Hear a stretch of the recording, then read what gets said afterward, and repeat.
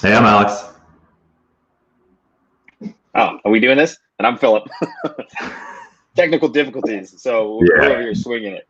Yeah, we're starting a little bit late. Technical difficulties and got kids. Got to put in bed. Yeah. And so if you guys didn't notice, we're in two different locations now.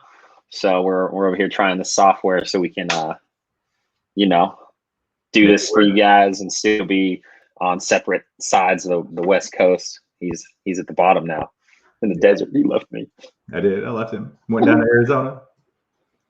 Yeah. So, all right. So tonight, the main thing we're gonna be talking about is just really what we just put out a video about: 8 different jobs that don't suck for teenagers, because there's a lot of jobs out there you can do to make money, and not all of them are enjoyable or are gonna help build your future. So we came up with a list of 8 that we think are really good. Depending on your personality type, there's a little bit there's something for everybody. Yeah, we're going to talk a little bit about them. If you guys have any questions as we're going through them, feel free to ask us, and we'll try to get you the best answer that we can. And then, if you're here, say hi. Let us know where you're from. Let us know where you're watching, and let us know if you're a new subscriber, if you're an old subscriber. All that type of cool stuff. Mm-hmm. So I guess starting off, when I was 13, my first job was a paper route, right? And then after that, once I turned 16, I was pushing carts at a grocery store, just taking those regular jobs you have to do because you need money, right? Because having money equals freedom. And without that, you're kind of stuck, at the whim of your parents, begging for money if they give you money. Yeah. Hey, what's up, Canada? Nice to have you here. For me, I started my first job. I was 16. I worked at Jack in the Box. Yeah. It was super glorious, real glamorous. I was flipping burgers, even though I wasn't supposed to. So sorry, Jack in the Box, if you get in trouble for this. I'm supposed to be 18 to operate the grill. I was 16. Pretty much as soon as I turned 16 in January, the end of January, I was hired in the end of February at this Jack in the Box place. Pretty much from there forward, my mom never bought me anything else ever again. So it was cool. As soon as I got a job, my dad was like, "Oh, looks like you're paying for your car insurance and gas." I'm like, "Wait, that wasn't the car." Oh man, must have been nice. I had to walk to work, and it was real far, and it was winter time, and it was cold. I had a bike, but it got stolen. So yeah, I had a $500 car. It sucked, but it got me around. Yeah, people can't steal your shoes. Mm-hmm. I mean, if they're wearing them anyway. Yeah. So those jobs, they don't really build any actual skills, right? I mean, you can make some money. You learn the value of hard work, I guess, but they're not going to help build your future typically, right? Those are just jobs to make a paycheck, and that's it. So the stuff that we wanted to get into were the other jobs that people don't typically think about, or maybe they do. They're starting to think about it more and more.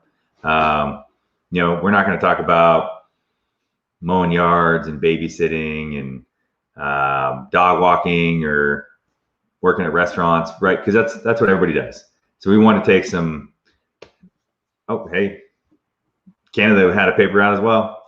So we want to talk about other stuff that's going to give you more of a competitive edge as an adult, right? Because obviously, working, you're trying to build yourself, build your future, rather than just.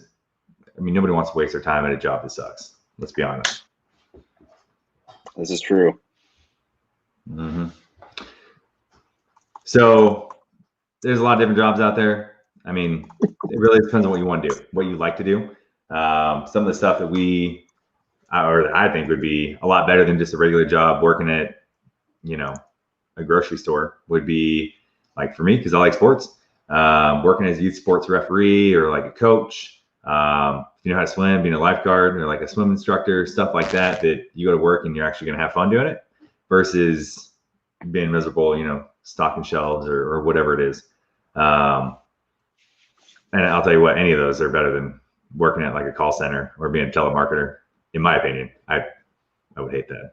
So there's a million different ways to make a buck, right? And so what we're going to get into is stuff that you're probably going to enjoy doing a lot more depending on your personality type. So the first one, general labor, right, on a construction site.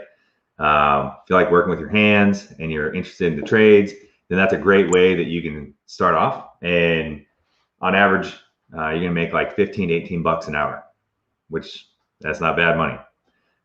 It's not. Yeah, especially if you're in high school and you're just looking to gain that entry level experience. General labor is a great way to start out. Yeah. Killboy. Yeah, I mean, that might work. Yeah. So typically you're gonna be performing different kinds of tasks like, cleaning up job sites, removing debris, loading, unloading materials, that kind of stuff. So those are great jobs if you're looking to get into the trades. What's up, Russia? What time is it over there in Russia? That's far away. You're like our farthest viewer right now, or at least that I've seen.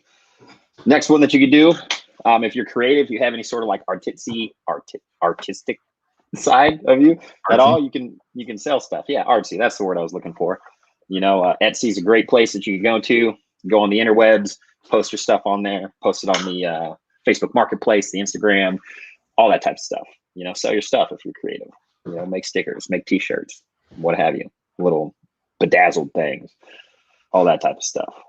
Yep, and they're all going to have separate fees. But if you're trying to get your stuff sold, you want to be noticed. You want to be on all the different platforms. I would be on all of them. I'd be on Etsy. I'd be on Instagram. I'd be on Facebook Shopping. So that's another way you can do it. If that's your thing, if you're more artsy, that's not me. But I know lots of people who love to make that kind of stuff, and that's a great way to do it. The next one is being a golf caddy, and I'll let Philip talk about that one because he's a better golfer than I am. Yeah, well, that's actually not true. We're both horrible golfers, But yeah, I like to do the thing with the golf clubs. Call them sticks or clubs, what have you. Call it whack, because you hit the ball and you're like, doesn't go where you want it to. But it's fun. You can try to hit it as far as you can. Typically, doesn't go where you want it to. That's not what caddies do. Caddies actually carry the sticks around for the people that are hitting the balls. But if golf is big where you guys are at and people do it, they need people to carry their golf clubs around and clean their golf balls, all that stuff. I mean, you make good money, as silly as it sounds. These people are making like 25 bucks an hour. They're doing it for 3-4 hours, however long they do on the games, and they get paid for it. You learn some tips, from these pros or these better golfers, and you do it. Yeah. All right, so the next one is being a social media manager, right? And I know that's a popular one for a lot of people right now, and it's hard to get into that market. So most often, the best way to get experience is to work for free, and nobody likes hearing that. But if you go to like a mom and pop shop or a school or a church or somewhere that's busy grinding, just trying to be successful, they typically know that they need a social media account, but they're too busy to actually go and start one. So if you come in and you're like, hey, I need experience, I'm willing to work for free. I know you need to be online. I want to help you be more successful. Let me do this for a couple months and gain some experience. And then towards the end, you can make a pitch like, hey, I've helped grow it this much. If we put together some kind of package where it's like 3 times a week for $100, for a month, then as you get better and you get more experience, maybe you do something for like 5 times a week for $150, or you get more clients, or you build up from there. But that's the best way to kind of get into that field is you got to get some experience under your belt, and typically work for free. But if you're like 15 or 16, I mean, what's the harm in that, right? Oh, look at that. That's a neat little pull-up bar there. What you got on that, Alex? You got anything on that?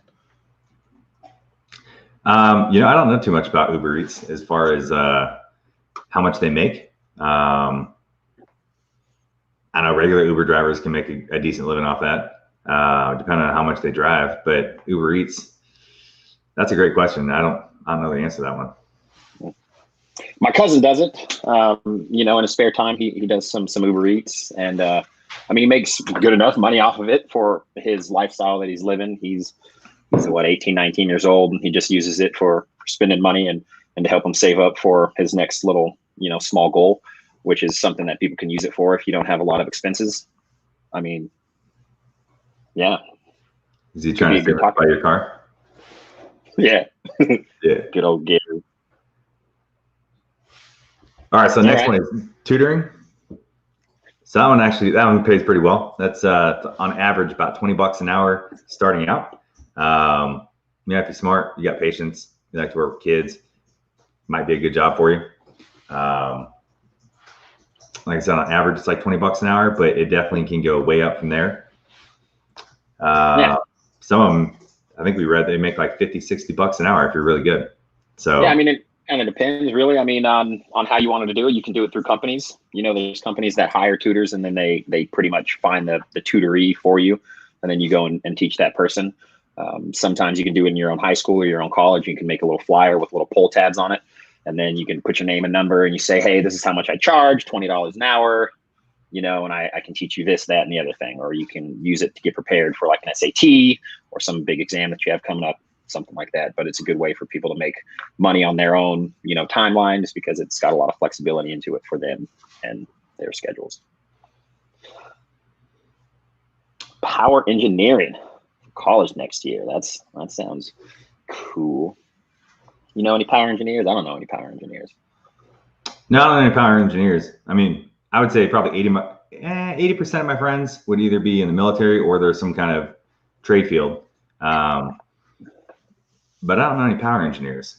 Yeah, I got some HVAC friends. I got some iron worker friends, but no power engineers. You know, they sound pretty smart.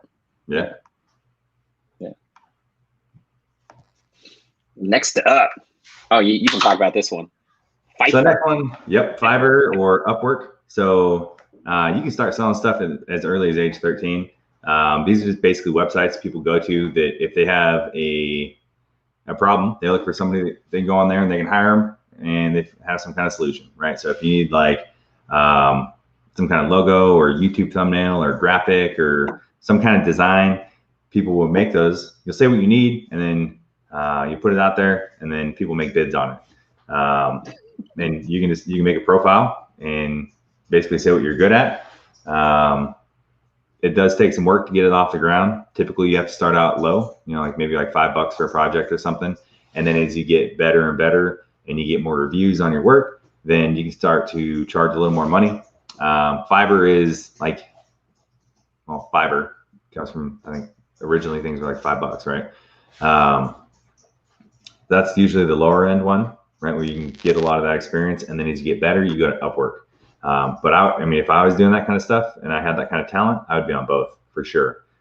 And just because you're on there, I would find other ways. If that's like your primary way you're trying to develop yourself and make some money, I find other ways like going and finding Facebook groups too with similar types of people who have those problems. And I would be hustling and trying to sell my work over there too. Yeah. Anybody that's watching right now have done anything like that or know anybody that's done anything like that? If you have, you know, put something in the comments and let us know what their experience has been with that or anything similar to that, just so we can kind of see from, you know, our audience and what they think of that type of stuff.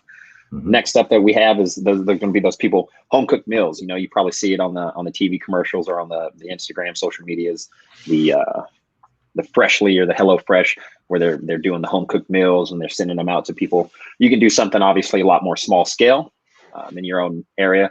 And if you like cooking and you like preparing dishes, what have you. Hopefully you're good at cooking if you're going to do it. Yeah. You know, I get the Freshly, is that it? Or is it HelloFresh? Which one do I get? I don't know. You know, I ordered them for a little bit. Anyway, it's the one where it comes in the box and it has all the ingredients in it, right? Because I don't know like a lot of different menu items myself. And I used to ask him how to, you know, give me ingredients or give me recipes so I could cook my own food because I was spoiled and I used to not have to do it myself. Now I do. But anywho, you know, you can make money doing that, right? You can, you know, make some food, sell it to people. You know, you probably need a foods handler's card or something that you can get from your local health department and then sell some food, make some meal plans and make some money. Mm-hmm. Yeah. So just to bring it up, so we're going to be doing a 12-week series where we're going to be interviewing a lot of different people throughout the trades because we don't work in the trades. But like we said, we have a lot of friends who do. And obviously, a lot of you have said that this is valuable information you really like and you really need, and we've noticed that. So if anybody has any kind of requests for specific trades, let us know, and we'll try and find people in that field to interview. Yeah.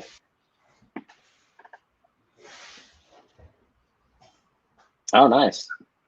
Shoveling snow would be a good way to make some money. We don't have snow here, and in Washington State, there's no snow right now. Arizona, there's never any snow. Definitely no snow here. Got plenty of sunshine. But yeah, that would be good. Good way to make some easy, quick money.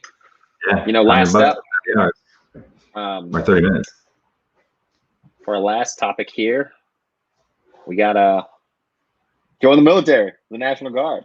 That's what I did at 17. I think that's what you did too, right? Yeah, we were little babies. You know, when you join, you get a part-time paycheck. You work once a month, Saturday and a Sunday. You get paid money for it, and then you still finish your high school out. And then when you graduate, you go to training. And then you're like, yeah. And then when you grow up, you can be cool like us. Like, duh. If that's something you guys think you want to do, Google it.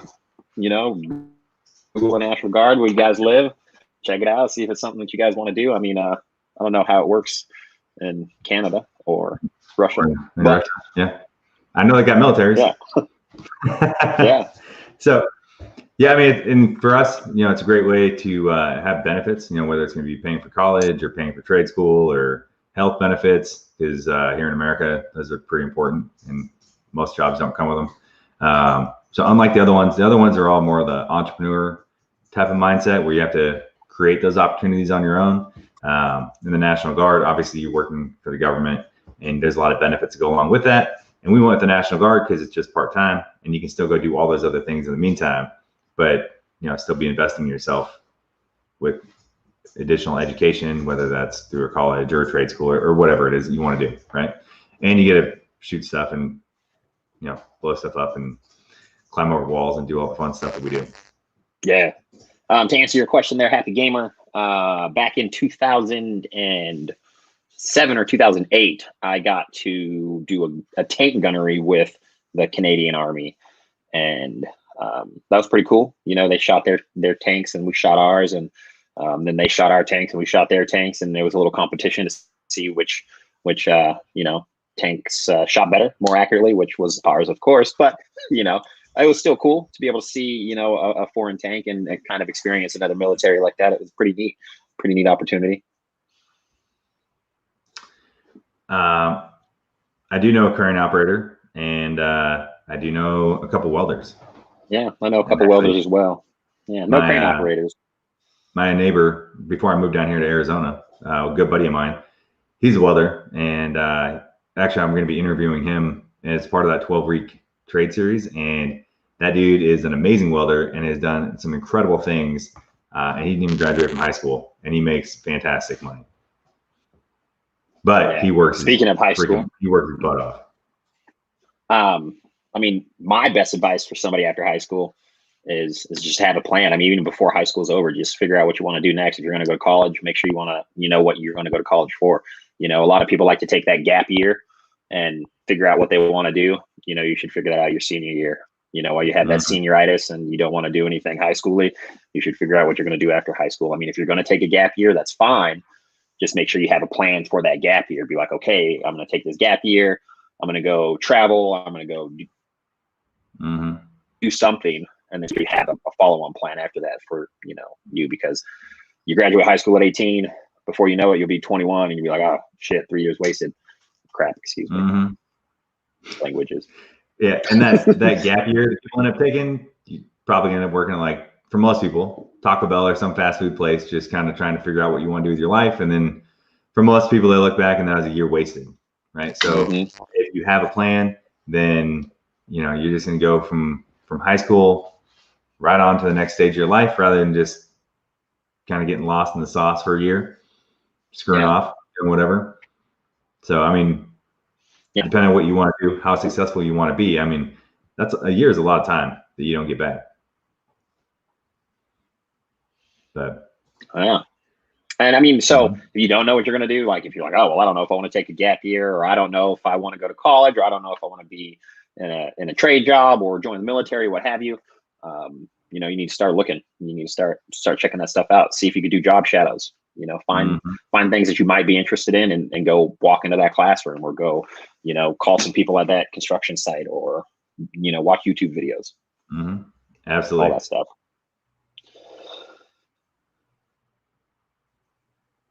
Is taking a vacation or days off bad for your first year working at a new job? I mean, it really depends on how much vacation or how many days you're taking off. Yeah. I mean, I probably wouldn't do it within the first. Yeah, I wouldn't do it in the first 3 months. I mean, at least establish yourself and, show up on time, show that you're a hard worker, build some sort of rapport relationship with that company before you, take some time off. But I mean, obviously people need time off. You have to have that work-life balance, or else you are less productive as a person. So yeah, I mean, you should absolutely do it, but you should just establish yourself and make sure that you have a relationship with your employer before you do something like that.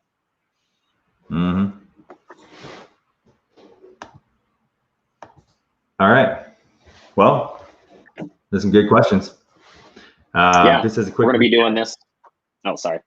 Oh, I say, as a quick recap, we talked about being a general laborer, selling stuff on like Facebook, Etsy, Instagram, golf caddy, social media manager, tutoring, selling your work on Fiverr, if you're creative, meal prepping, and then joining the National Guard, or whatever military, from the country that you're from. But yeah, we're gonna be doing this once a week, going live Thursdays, hopefully around 7 o'clock. Try to be on time. Yeah, approximately. Yeah. Well, we should be on time next time. Yeah. So. We'll do the toxic coworkers. Hi, Pickles. All right. Hello, Texas. Ooh, toxic workers. How to deal with those? Oh. Ooh. All right. So we're gonna talk about toxic workers next week, because that is a very important one that can be a rough one. But we got to go. So we're gonna pick that one up next week, and tune in at Thursday at 7 o'clock. Yeah. How do we end this thing?